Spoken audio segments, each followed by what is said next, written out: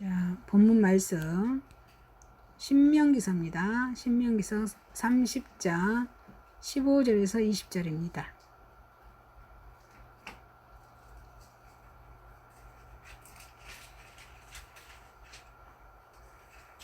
(30장) 15절에서 20절입니다. 함께 합독하십니다. 보라, 내가 오늘 생명과 복과 사망과 화를 내 앞에 두었나니 곧 내가 오늘 내게 명령하여 내 하나님 여호와를 사랑하고 그 모든 길로 행하며 그의 명령과 규례와 법도를 지키라 하는 것이라.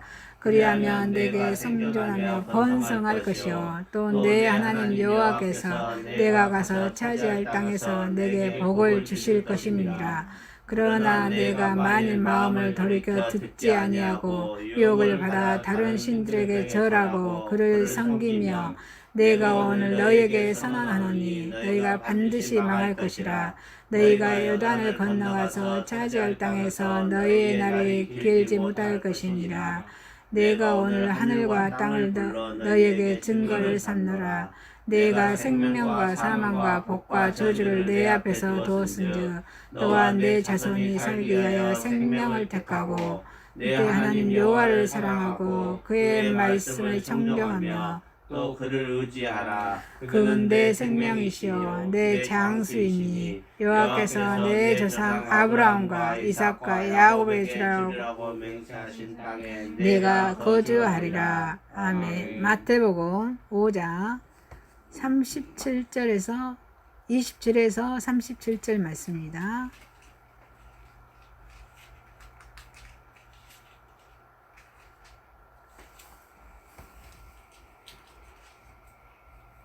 마태복음 5장 27절에서 37절입니다. 27절입니다. 또 간음하지 말라 하였다는 것을 너희가 들었으나 나는 너희에게 이르노니 음욕을 품고 여자를 보는 자마다 마음에 이미 간음하였습니다. 만일 내 오른눈이 너로 실족하게 하거든 빼어내버리라. 내 백제 중 하나가 없어지고 온몸이 지옥에 던져지는 것이 가며 또 만일 내 오른손이 너를 실족하게 하거든 찍어내버리라. 내 백제 중 하나가 없어지고 내 목조에 던져진다. 또 일렸을 때 누구든지 아내를 버리거든 이혼 증서를 줄 것이라. 나는 너에게 이르노니 누구든지 유명한 이유 없이 아내를 버리면 이는 그로 간음하게 하며 또 누구든지 버림받은 여자에게 장가드는 자도 간음합니다. 또 옛사람이나 말한 바 문세를 하지 말고 내 맹세한 것을 주께 지키라 하였다는 것을 너희가 들었으나 나는 너에게 이르노니 도무지 맹세하지 말지니 하늘로도 하지 말라 이는 하나님의 보좌이며 땅으로도 하지 말라 이는 하나님의 발등상이며 예루살렘도 하지 말라 이는 큰 임금의 성이며 내 머리로도 하지 말라 이는 내가 한테라도 너에게 검게 할 수 없으니라. 오직 너의 말 옳다 아니라 하라. 이에서 지나는 것은 또 나느니라. 아멘. 고린도전서입니다. 고린도전서 2장 6절에서 10절입니다.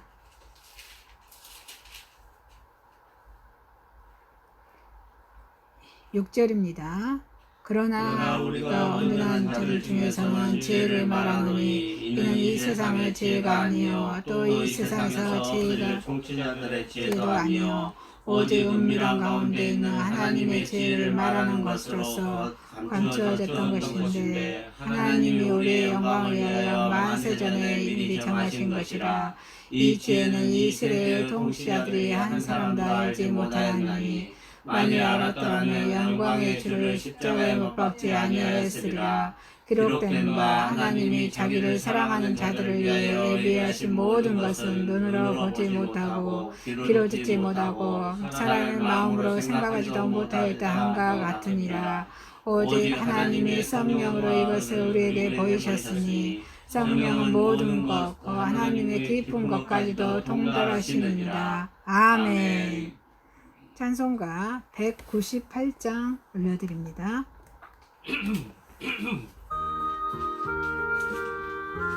주 예수 해변서.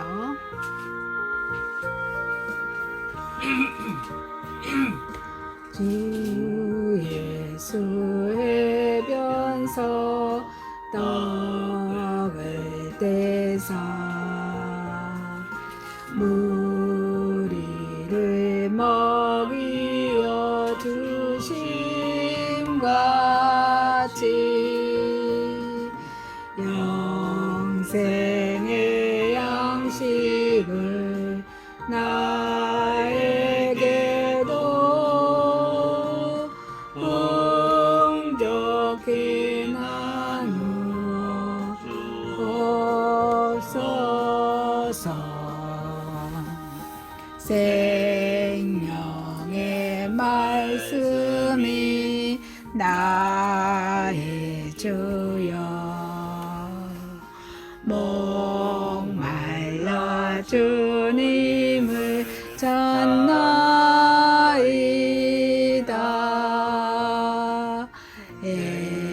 해변서 무리를 먹임같이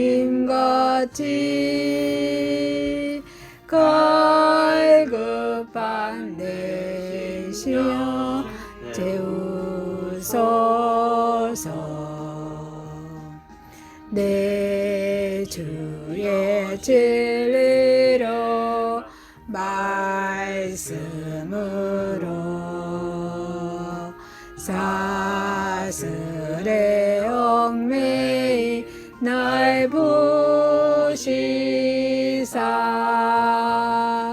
내 맘의 평화를 누리도록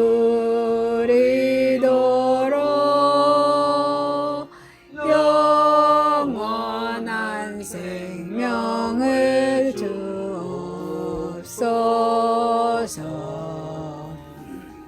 성령을 내 맘에 보내셔서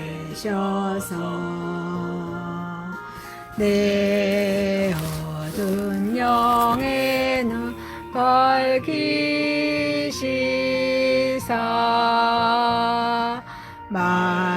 말씀에 감추인 참 진리를 깨달아 알게 하옵소서. 아멘. 아멘.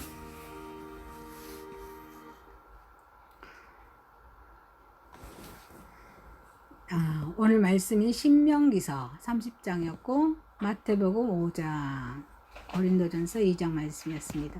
이 말씀을 묵상드리면서 말씀의 제목을 어떻게 잡을까 그랬어요. 그래서 하나님 말씀이란 제목으로 은혜를 받고자 합니다. 하나님의 말씀으로 정했습니다. 하나님 말씀으로요. 자, 신명기서는 모세의 유언집입니다. 모세는 하나님 말씀을 모세오경을 기록했죠. 그래서 신명기서 30장에는 선택하라, 무를 선택하라 이 말씀이 장이에요. 그래서 하나님 말씀은 첫 번째 계약으로서 맺어진 약속입니다. 하나님 말씀은 예수님입니다. 예수님은 사랑입니다. 구약의 39권, 39, 신약의 27권, 39, 27권, 해가 39권, 신약의 27권, 그래서 모두 66권으로 구성되어 있습니다. 이 하나님 말씀은 첫 번째 계약으로서 맺어진 약속입니다. 계약. 자, 말씀이 일방적인 형태로는 이루어지지 않는 것처럼, 여러분, 약속은 일반적인 형태로는 이루어지지 않죠. 서로 상방간에 계약을 이루어져야 약속이 진행이 되는 거죠. 계약이 이루어지는 거죠.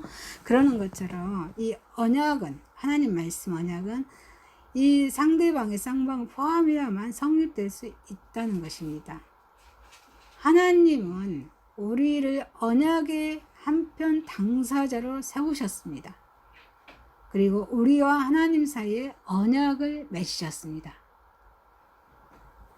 자, 우리는 이 성경의 여러 사건들을 통해서 그 사실들을 알 수 있습니다. 자, 봅시다. 창세기 2장 16절입니다. 창세기 2장 16절에 보니까 주 하나님이 사람에게 명하셨다. 동산에 있는 모든 나무의 열매는 네가 먹고 싶은 대로 먹어라. 여기에서는 아담과 창조의 언약을 맺으셨다는 것입니다. 또 창세기 9장 1절에서 17절에서는 홍수 사건이죠. 노아와 더불어 인류 세계 보존을 위한 언약을 맺으셨습니다. 그리고 창세기 15장 18절에서는 자, 바로 그날 주께서 아브라함과 언약을 세우시고 말씀하셨다. 내가 이 땅을 이집트 강에서 큰 강 유프라데스 강가 이르기까지를 너의 자손에게 준다. 15장 아브라함에게 메시아를 약속하는 언약을 주셨습니다. 이게 햇불 언약이에요. 그리고 이제 지금은 모세, 지금은 신명기서니까요. 모세를 대표로 해서 이스라엘과 율법의 언약을 체결하고 계십니다. 이와 같이 하나님께서는 언약 관계 속에서 우리를 인도하시고 보호하십니다.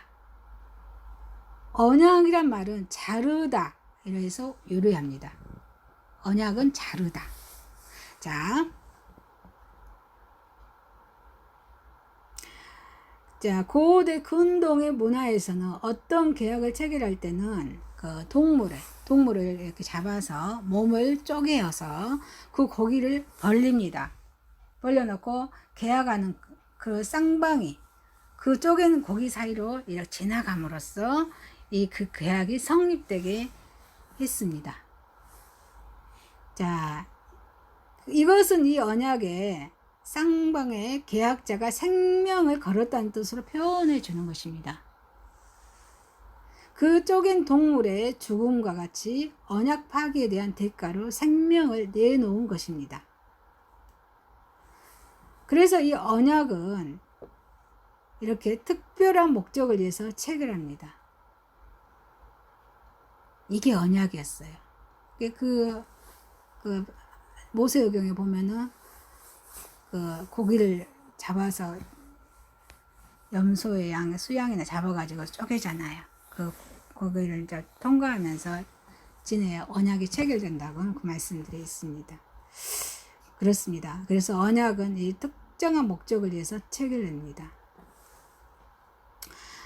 그래서 서로가 중요한 그 약속을 이행하겠다는 조건을 가게 되는데 상호 불가침, 침범해서는 안 되는 것이나 창세기 31장 50절에서 52절 말씀에 침범해서는 안 되는 말씀, 또 안전에 대한 보증의 말씀, 이렇게 여호수아 9장 15절 말씀에 또 우정에 대한 말씀, 사무엘상 18장 3절의 말씀, 또 군사적인 온조에 대한 말씀, 열왕기상 15장 18절 19절 말씀, 이 말씀 등에서 이렇게 약속을 이행하겠다는 그 조건을 특정한 목적을 위해서 체결하게 됩니다.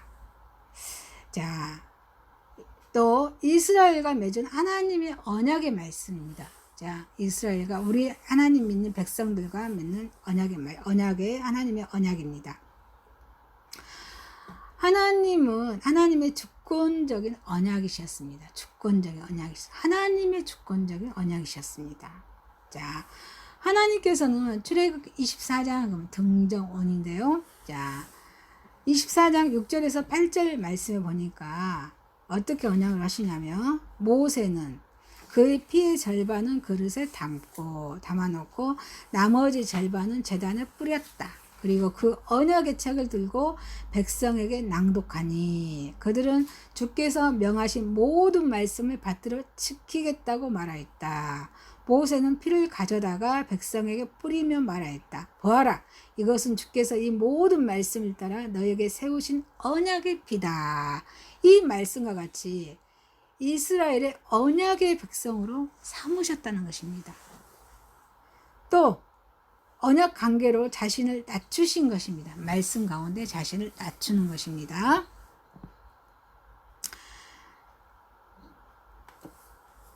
그러나 이 언약이 쌍방에 동등하게 자격을 갖는 평등 언약은 아니었습니다. 왜냐하면 이 언약 자체를 하나님께서는 주권적으로 제기하셨고 체결하신 은혜 언약이기 때문입니다. 자, 이스라엘은 역사상 미비한 소수 민족이었습니다. 아주 소수 민족이었습니다. 또 어째요? 애굽에서 400년 동안 노예에 지나지 않는 약소수의 민족이었습니다. 그래서 하나님의 그 구원으로 인해서 출애굽을 경험하죠. 400년 동안 애굽 생활을 하고 모세로 인해서 출애굽을 시킵니다. 죄에서 건짐을 받았다 이 말씀입니다. 그런데 어때요? 이스라엘 민족들은 인내를 할 줄 모릅니다. 인내. 성령의 열매 9가지 열매 중 인내가 들어가죠. 인내를 할 줄 모릅니다. 그래서 실패, 불신앙, 반복적인 그런 죄를 짓습니다. 그래서 하나님께서는 이러한 그런 이스라엘 백성들을 택하셨다는 것입니다. 그런 이스라엘 백성들을 택하시고 부르셨습니다. 그래서 하나님의 소유로 거룩한 나라를 삼으셨습니다. 이것이 뭐냐면 피로써 결속된 언약입니다. 이게 뭐냐면 삶과 죽음에 직결되는 언약이라는 것입니다. 하나님께서는 율례와 법도를 백성에게 선포한 후 언약에 의한 피를 뿌리게 하셨습니다. 언약의 피입니다. 언약의 피. 그래서 이 언약은 본질상 계약의 쌍방의 죽음, 삶과 죽음이 조건으로 되어 있는 피의 결속입니다. 그래서 우리가 이 언약의 피 때문에 주님을 믿는 것입니다. 십자가 사건이 신약에 와서는 주님의 십자가 사건이죠. 이 언약이요. 그래서 주님을 믿게 됩니다. 그래서 전능하신 창조주 하나님께서는 하나님은 구원을 계획하십니다. 이 전능하신 하나님께서는 자신을 낮추십니다. 그래서 우리에게 은혜롭게 다가오셔서 언약을 맺으시고 언약의 주가 되셨다는 것입니다. 그 은혜로운 언약은 무엇 때문에 성립되었을까요? 무엇 때문에 성립되었을까요? 왜 성립이 되었을까요? 우리가 기도할 때 어떻게 해요? 주로 어떤 하나님 그러죠? 사랑의 하나님 그러죠 많이. 그 하나님은 무한하신 사랑하심 때문이에요. 무한하신 사랑하심 때문에 그 언약이 체결되었습니다. 하나님 자신의 우리와 더불어 사랑의 교제가 있는 분으로 하나님이신데 우리가 교제하시려고 낮아지셨다는 것입니다. 이게 은혜예요. 하나님은 못할 것이 없으신 분이잖아요. 우리가 대통령 앞만 가도 뭔가 마음가짐 다 하면서 딱 가게 되겠죠. 이 상사들 만날 때도 그러겠죠. 그런데 하물며 우리 하나님께서 우리에게 와주셨잖아요. 그만큼 낮아지셨다는 것입니다. 그래서 하나님은 우리 자신의 피조물이 우리들을 이렇게 사랑하신다는 것입니다. 이 사랑을 저와 여러분이 받고 있습니다. 하나님께서는 이스라엘과 세우신 언약은 어때요? 이스라엘 백성들, 저와 여러분의 그 신실하지 못한 죄 때문에 관계가 파괴되었습니다. 그래서 이 피로써 결속된 언약의 파기는 어때요? 저주, 죽음 이런 결과밖에 없습니다. 오늘 말씀이 신명기서 30장 17, 18절 말씀에 그 죽음과 저주밖에 없다고 말씀하고 계십니다. 그래서 하나님의 언약의 회복을 위해서는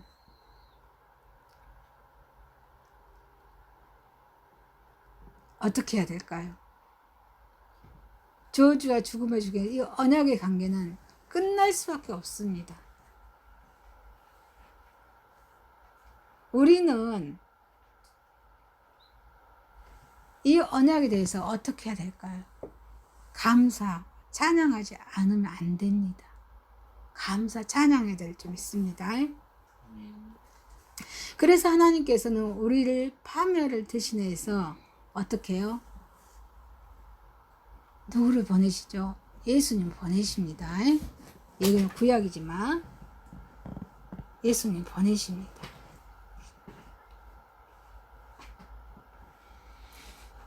자신의 피로 예수 그리스도의 피를 흘려주시고 예수님 구원을 완성하십니다. 구원을 피를 흘려주시고 그 저주를 예수님 담당해 주셨다는 것입니다. 이 하나님만이 이를 회복할 수 있는 말씀입니다.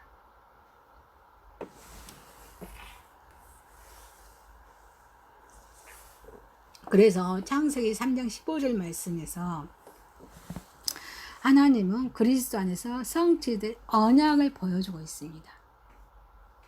구원을 완성하신다는 언약을 창세기 15장 말씀에서 보여주고 있습니다. 그래서 구약의 수많은 언약 성취의 약속들이 그리스도의 새 언약을 말미암아 완성된 것을 봅니다.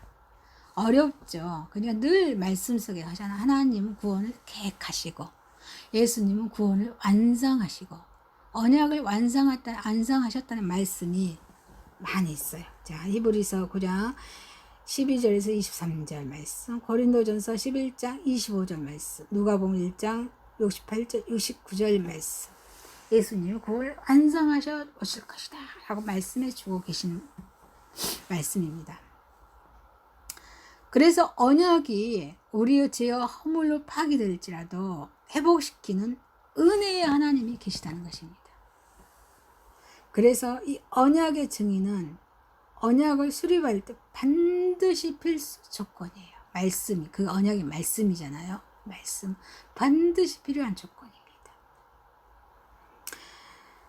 그래서 말씀, 언약에 순종하면 살고 불순종하면 어때요? 죽어요.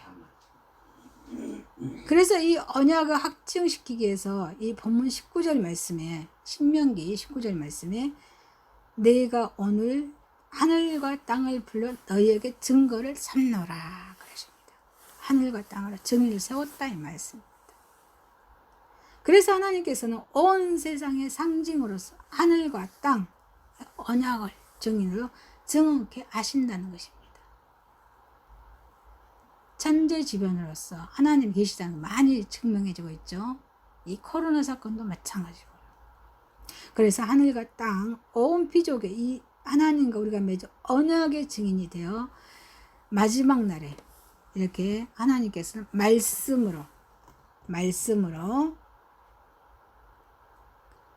말씀으로써 맺어진 약속이다. 이렇게 말씀하고 계십니다. 자, 두 번째입니다.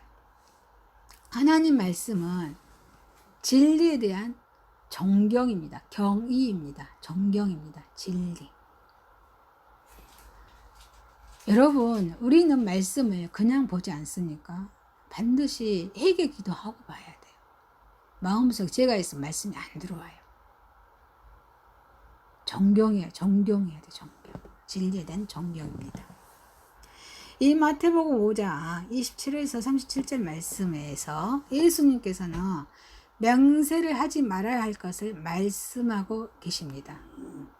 우리가 다짐하잖아요. 그냥 생각 없이 다짐할 때가 있잖아요. 이거를 경고하고 있어요.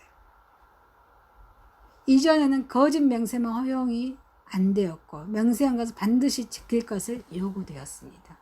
하지만 이제 예수님께서는 말씀하신 것은 도무지 명세하지 말라는 것입니다. 왜 그럴까요? 예수님께서는 인간의 진실과 정직성을 손상시키기 위해서 사용되는 경솔한 처사, 무의미하고 무책의 말을 책망하신 것입니다. 우리 이거 제일 많이 짓죠. 일상생활에서. 경솔하고 무의미하고 무책임한 말 많이 짓잖아요. 책임이 없는 말, 경솔한 말, 이거를 책망하셨습니다. 불경스러운 명세를 할 경우에 인간은 그의 영혼을 값없이 그리고 무의미하게 파는 것이라고 했습니다. 영혼을 파는 것이라고 말했어요. 영혼. 이거를 보고 저는 깜짝 놀랐습니다. 내 영혼을 파는 것이라고 했습니다. 하나님을 무시하는 길이라고 했습니다. 하나님 무시하는 길입니다. 또 하나님 율법을 제멋대로 어기는 것이라고 했습니다. 이러한 제 저도 많이 짓고 있습니다. 너무 깜짝 놀랐습니다. 하나의 악덕이라고 말하고 있습니다. 악덕. 하나님께서는 은혜로 우리에게 주신 언어라는 선물을 언어를 주셨잖아요. 언어라는 선물 어때요? 무가치하게 여기고 깎아내리는 것이 됩니다. 우리 인간들의 죄죠. 그렇기 때문에 예수님께서는 오늘 말씀에 마지막 말씀에 오늘 너희 말은 옳다 아니라 하라. 이에서 지나는 것은 악으로 쫓아나느니라. 이렇게 말씀하십니다. 그러므로 우리는 무의미하고 불경스러운 명세를 하지 말아야 한다는 것입니다. 이러한 명세는 하나님을 욕되게 하는 동시에 자기 영혼도 해치는 결과를 낳기 때문입니다. 저와 여러분도 정말 이러한 죄를 짓지 않도록 주님께 간구합시다. 그리고 또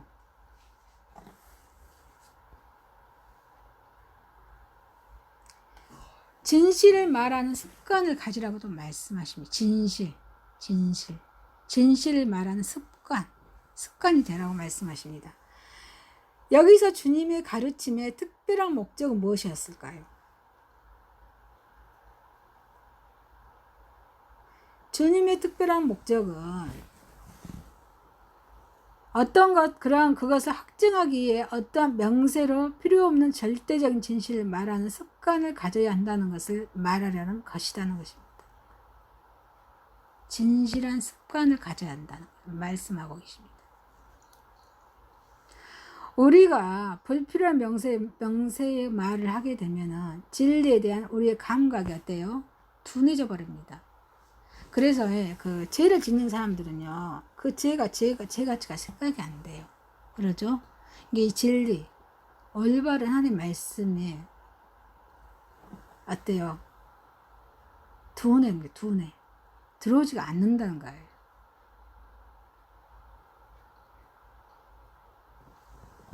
감각이 둔해져 버려요. 진리에 대한 감각이 둔해집니다.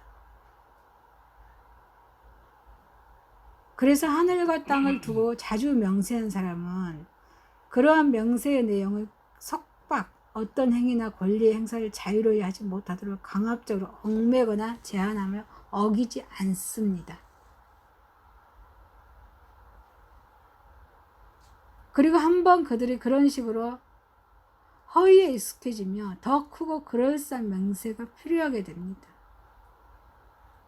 어때요? 결국 그 나아가서는 모든 부패의 길로 타락하게 되는 것입니다.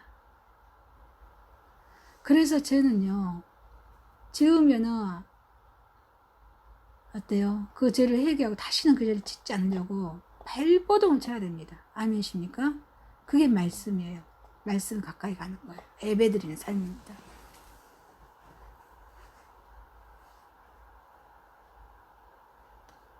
우리는 사람들을 섬겨야 될 좀 있습니다. 동물이나 이런 섬겨서는 안 돼요. 하나님 기뻐하지 않으십니다.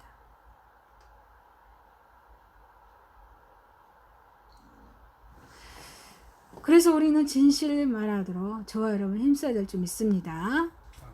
자, 진실이 없는 사람일수록 헛된 명세를 자주 그리고 과장되게 하는 경향이 많이 있습니다. 그렇죠? 헛된 과장. 우리 주위에서 많이 볼 수 있죠. 우리가 진실을 말하고 또한 그것을 그대로 실천한다면 우리에게는 어떤 명세나 서약도 필요 없습니다. 그렇죠? 진실을 말한 사람들은요, 그 계약상 뭐 계약서가 필요가 없어요. 그렇습니다. 그냥 믿어주잖아요. 저 여러분들도 진실하게 행함으로 정말 저 사람은 믿을만해 하고 인정받는, 하나님 이웃들에게 인정받고 하나님께 인정받는 저 여러분 되길 주님이라 축복드립니다. 언어 생활입니다. 언어 생활. 자, 우리가 눈만 뜨면 말로서 결제를 하죠. 언어입니다. 언어. 우리가 언어 생활을 할 때 아니요. 이 두 가지 답만 잘하면 돼요. 아니요. 거기에 대해서 첨가가 되잖아요. 그 이상의 것이 되었을 때는 두 가지 큰 악에 빠질 수 있다는 거예요. 궁금하시죠? 어떤 악에 빠진가? 아니요. 그 이의 말을 나왔을 때 악에 빠진다 이 말이에요. 첫째는 허위입니다. 허위. 진실이 아닌 것을 진실인 것처럼 꾸민 것, 허위성입니다. 두 번째는 불경심, 경의가 없이 무례한 마음입니다. 이거 명심하십시오. 아니요. 이것만 잘해도 우리는 인정받습니다. 이 세상의 일은 아니요, 아니며 아니요라고 답할 수밖에 없게 되어 있습니다. 그런데 우리는 이유를 많이 달죠.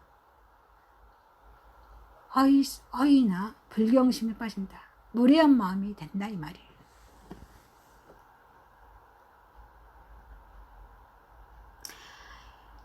아니요. 이에서 벗어나 중립의 입장을 취한다든지 가감한다면 우리 자신의 허위성을 드러내는 것입니다. 나도 모르게 드러내게 됩니다. 그래서 우리는 언어 생활에서 허위성이라는 악에 빠지지 않게 하기 위해서는 어떻게 할까요? 아니면 아니요. 이 분명한 답변을 사용해야 합니다. 우리의 언어 생활이 아니요. 그 이상의 것이 되었을 때는 우리에게는 하나님을 경외하는 마음이 없다는 것을 단적으로 드러내는 것이 됩니다. 저도 이거 하면서 많은 은혜를 받았습니다. 이것은 자신을 속이는 것일 뿐만 아니라 하나님을 속이며 무시하는 것입니다. 무시하는 처사예요. 하나님을 속이고 자신을 또 하나님을 무시하는 처사입니다. 그러므로 우리 언어 생활이 올바르게 되어서 하나님을 경외하는 삶을 살아야 될 줄 믿습니다. 자, 야고보서도 이러한 말을 이력에 대해서 말하고 있습니다. 내 형제들아 무엇보다도 명세하지 말지니 하늘로나 땅으로나 아무 다른 것으로도 명세하지 말고 오직 너희의 그렇다 하는 것은 그렇다 하고 아니라 하는 것은 아니라 하여 제 정함을 면하라. 자, 여기서 야고보가 말하는 것은 명세라는 것이 우리의 입으로 저지를 수 있는 가장 큰 범죄라는 것입니다. 왜냐하면 이것은 하나님을 무시하며 경외하지 않는 행위이기 때문입니다. 저 여러분, 이 언어 생활, 아니요만 잘하는 저 여러분 되시길 주님 이름으로 축복드립니다. 자, 진실과 정경의 덕입니다. 진실, 정경. 자, 만일 우리 저 여러분의 공동체의 바탕에 상호 신뢰와 확신이 있다면 어떻게 할까요? 이 확신을 약화시키려 하고 또 진리에 대한 우리의 평가를 깎아내리는 어떤 세력도 피할 수 있게 될 것입니다. 자, 진리, 존경 이런 것들이 있다면 어떤 무엇들이 왔더라, 어떤 유혹이 올지라도 어떤 세력 다 피할 수 있습니다. 진리, 존경.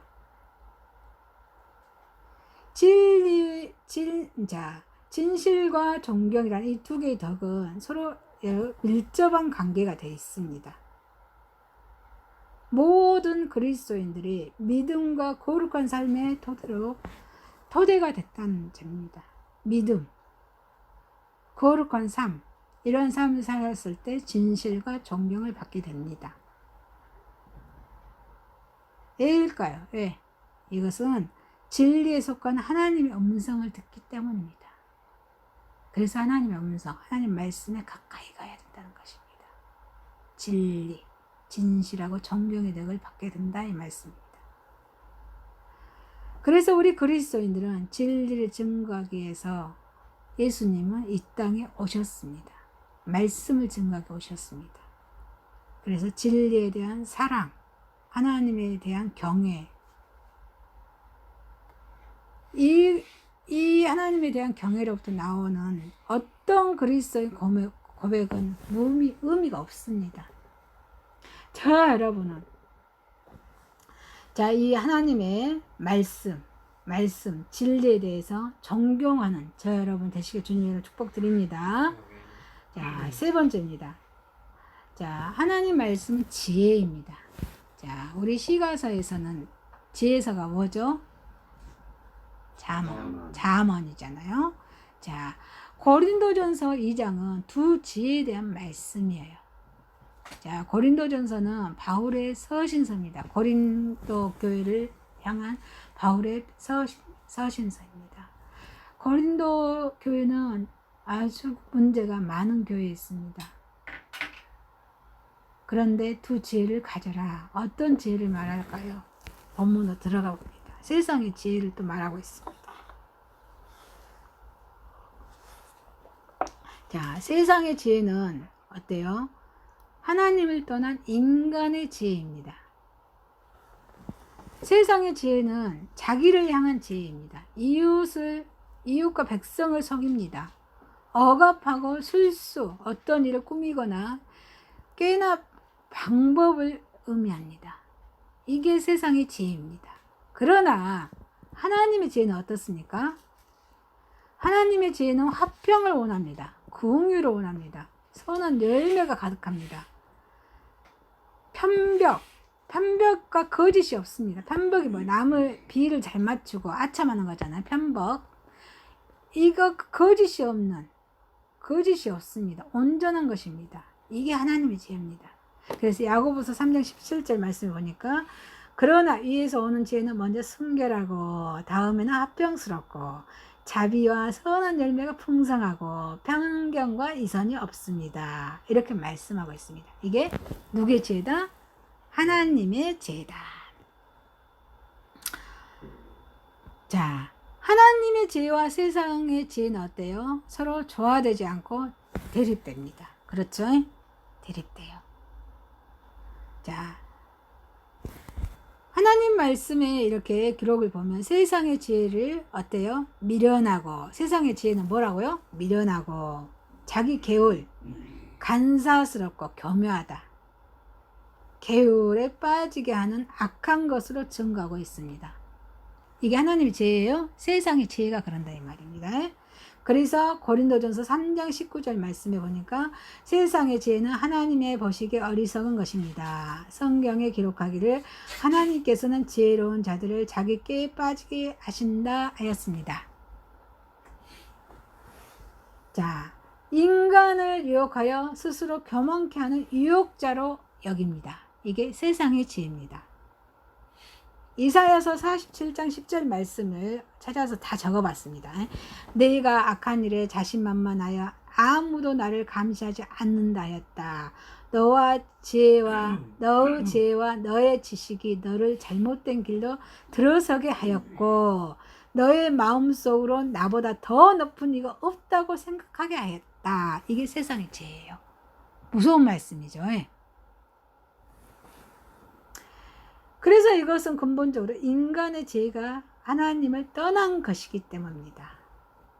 그러나 하나님의 지혜는 어떤가요? 봅시다. 또 여호와를 경외하며 그의 뜻에 순종하는 자의 지혜는 진주와 같은 보석으로 여긴다고 말씀하고 계십니다.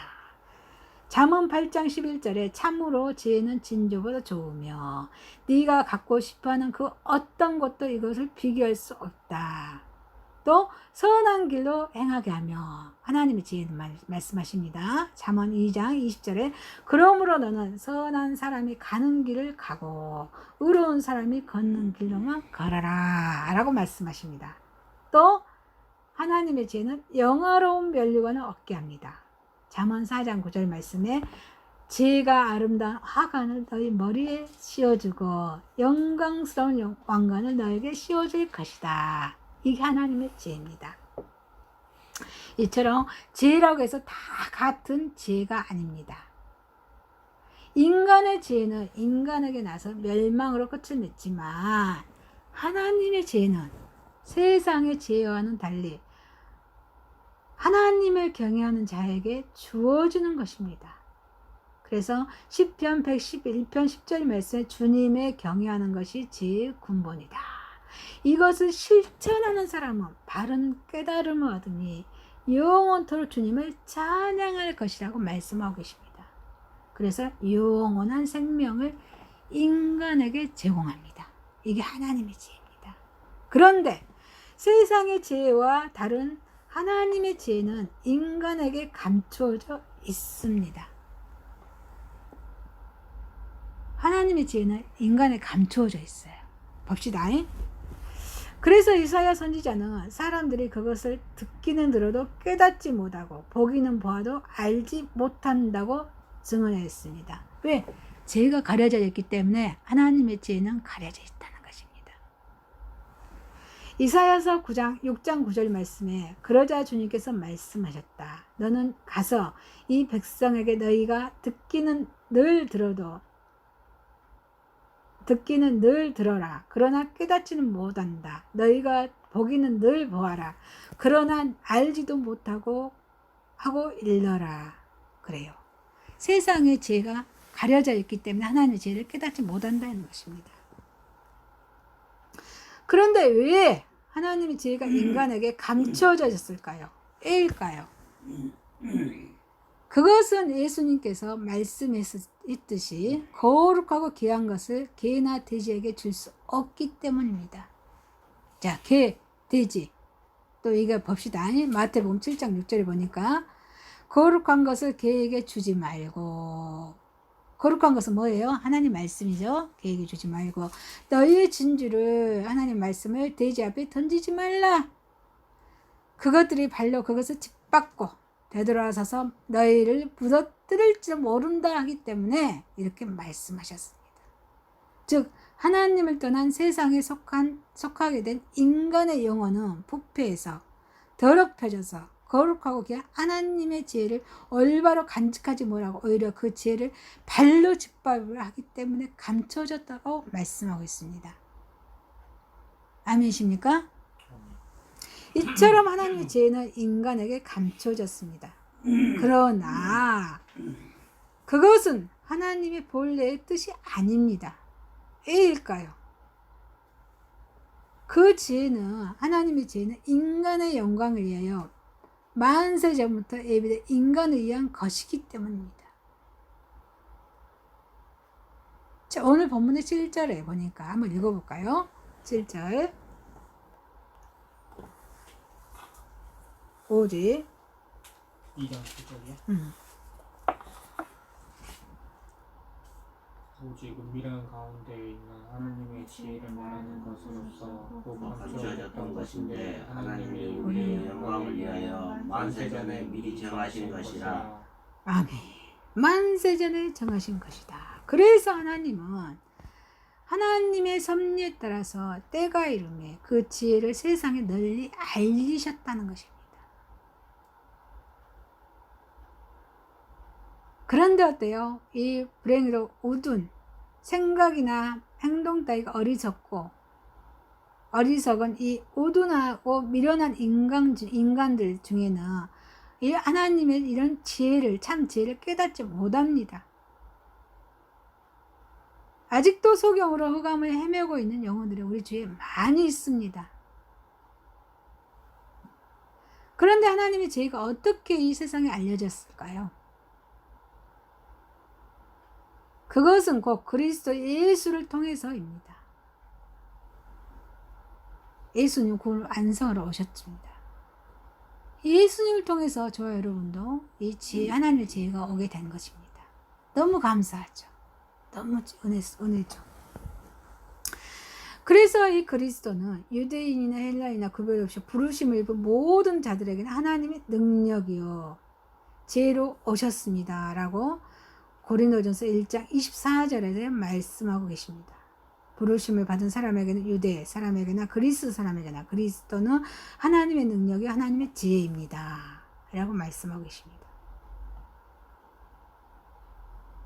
하나님의 예비하심에 따라서 인간으로 하여금 이 구원 또 영생의 영광을 얻기 위해서 예수님은 희생하셨습니다. 십자가에 못 박고 죽으셔서 3일 만에 부활하셨던 것입니다. 이러한 사실, 예수님의 십자가 사건은 하나님의 지혜로서 인간의 눈으로 볼 때는 어때요? 어리석은 일이죠. 어리석은 일이지만 이 사실이야말로 어때요? 인간을 구원하는 하나님의 능력입니다. 하나님의 지혜인 것입니다. 아멘이십니까? 그래서 하나님의 지혜를 계속해서 이 어리석은 것으로 보는 자에게는 하나님의 지혜는 영원히 감춰질 수밖에 없는 것입니다. 그래서 하나님의 지혜를 아는 삶은 자기의 마음을 돌이켜 예수님께 속한 삶을 사는 것입니다. 예수님께 속한 삶. 하나님 말씀인 지혜에서의 하나님 말씀을 늘 동행하는 것입니다. 그런데 예수님께 속한 삶은 무엇을 의미할까요? 예수님께 속한 삶은 무엇을 의미할까요? 은혜. 평안이 어떤 삶을 의미할까요? 영적으로 풍성해지는 삶. 그것도 맞아요. 자, 무엇보다도 예수님을 다시 십자가에 못 박지 않는 사건입니다. 예수님 십자가에 못 박아서는 안 됩니다. 그러기 위해서는 어떻게 해야 돼요? 우리의 마음을 돌이켜야 한다는 거예요. 죄에서 돌이켜야 돼요. 하나님 기뻐하시는 일이 한다는 거예요. 하나님은 어려우신 분이십니다. 인간의 죄값을 면제하지 않으시고 멸망의 심판으로 내리십니다. 이사야서 6장 10절에 너는 이 백성의 마음을 둔하게 하여라. 기가 막히고 눈이 감기게 하여라. 그들이 볼 수 없고 들을 수도 없고 또 마음으로 깨달을 수 없게 하여라. 그들이 보고 듣고 깨달았다가는 내게로 돌이켜서 고침을 받게 될까 걱정이다. 죄값을 면제하지 않으신단 말이에요. 심판하신다고 했어요. 자, 그러나 하나님의 사랑은 사랑의 손길로 이 죄로 인한 전 인류의 멸망을 두고 보실 수는 없어서 하나님께서는 예수님을 보내셨다는 거예요. 그래서 노아 방주 사건도 일어나고 이스라엘 백성 구원하기 위해서 예수님을 보내셨다는 것입니다. 예수님 보내셔서 회개할 수 있는 기회를 주셨다는 거예요. 그래서 개나 돼지와 같은 더럽고 추악한 모습에서 벗어나서 이 거룩하고 하나님의 지혜를 깨달을 수 있도록 하나님께서 구원의 은총을 주셨다는 것입니다. 그래서 하나님의 지혜를 아는 자와 또 하나님의 지극한 사랑하심을 깨닫는 사람이 어때요? 마음을 돌이켜서 회개에 합당한 삶을 살아갑니다. 이런 길만이 자신을 거룩하고 존귀하게 할 수 있다는 것입니다. 그래서 세상의 죄로부터 벗어나서 감춰진 하나님의 지혜에 온전히 일치하는 삶을 사는 자 여러분 되시길 주님의 이름으로 축원합니다. 자, 말씀을 마치겠습니다. 하나님의 말씀은 계약으로서 맺어진 약속입니다. 언약입니다. 두 번째, 하나님 말씀에 대한 진리에 대해서 어때요? 우리는 존경을 해야 됩니다. 경의를 표해야 합니다. 또 하나님 말씀은 무엇이다? 지혜입니다. 기도합니다. 하나님 아버지 감사합니다. 하나님 말씀에 정말 우리가 경의를 표하고 정말 하나님 말씀에 헛되이 명세하지 않냐고 깊이 묵상드림으로 하나님 약속에 안니어할 수 있는 습관을 가지게 하여 주시고 정말 죄를 짓지 않도록 주님 도와주옵소서. 늘 존경함으로 경외함으로 하나님 말씀을 가까이 갈 수 있도록 은혜를 베풀어 주옵소서. 예수님의 이름으로 기도드리옵나이다. 아멘.